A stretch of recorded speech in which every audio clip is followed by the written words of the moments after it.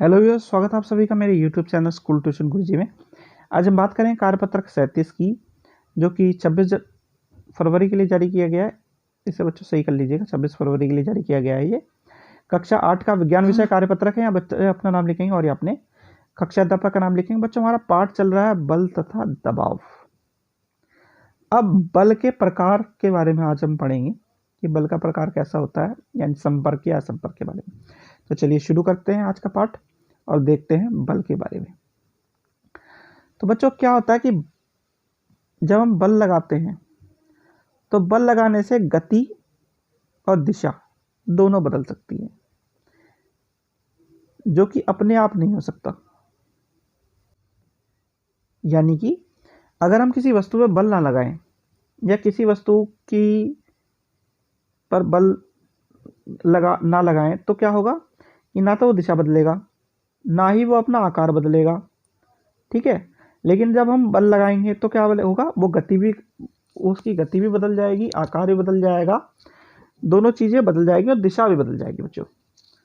अब बल को प्रकार को दो भागों में बांटा जाता है, संपर्क बल और असंपर्क बल। ठीक है बच्चों, अब सबसे पहले बात करते हैं संपर्क बल की। तो संपर्क बल क्या है? जब एक दूसरे के साथ सीधे संपर्क में वस्तुओं के बीच लगने वाला बल, जैसे पेशीय बल या घर्षण बल। ये क्या है बच्चों? ये सीधे संपर्क में लगने वाला बल है, इसी वजह से इसे संपर्क बल कहा जाता है। तो संपर्क बल में देखते हैं, जैसे कि पेशीय बल की क्रिया एक बताई गई है आपको, जिस वजह से हम पेशीय बल कहते हैं।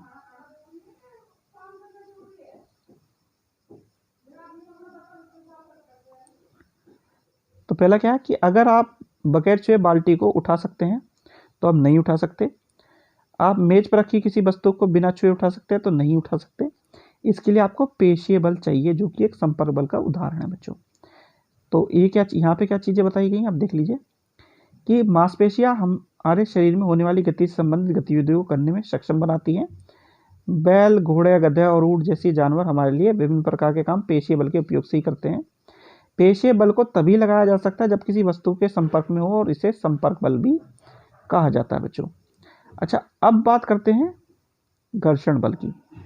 तो घर्षण बल क्या कहता है बच्चों? दैनिक जीवन में हम अनुभव क्या करते हैं कि जब हम किसी चीज को, गेंद को फेंकते हैं तो कुछ देर बाद वो धीरे धीरे गति कम हो जाती है और अंत में रुक जाती है। ये घर्षण बल का एक उदाहरण है।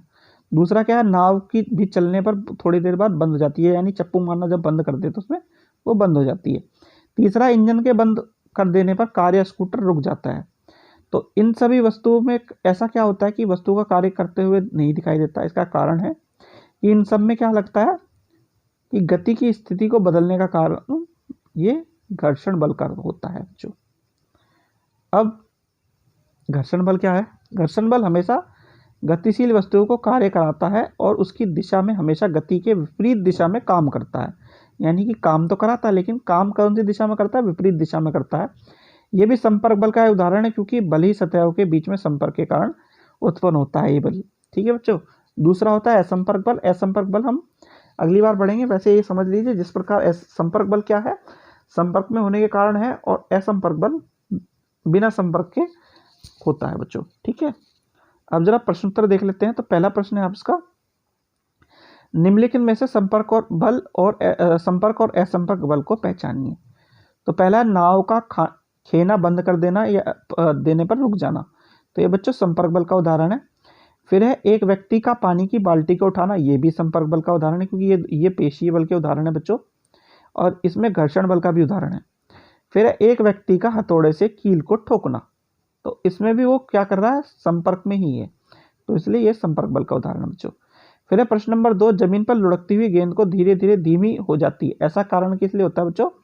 ऐसा घर्षण बल के कारण होता है। फिर है प्रश्न नंबर 3, घर्षण बल किस प्रकार का बल है? संपर्क या असंपर्क, समझाइए। तो घर्षण बल बच्चों संपर्क बल का ही एक प्रकार है। क्यों? क्योंकि ये वस्तुओं में कैसे लगता है? दो सतहों के बीच में लगने वाला बल होता है बच्चों, ये पहली चीज।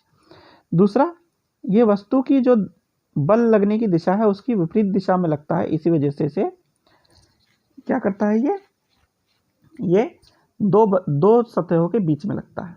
ठीक है बच्चों। तो बच्चों, ये हो गया आपका कार्यपत्र कंप्लीट, और वीडियो भी, आशा करता हूँ आपको वीडियो अच्छी लगी होगी। अगर वीडियो अच्छी लगी हो तो चैनल को सब्सक्राइब करें, वीडियो को लाइक करें, शेयर करें। Thank you.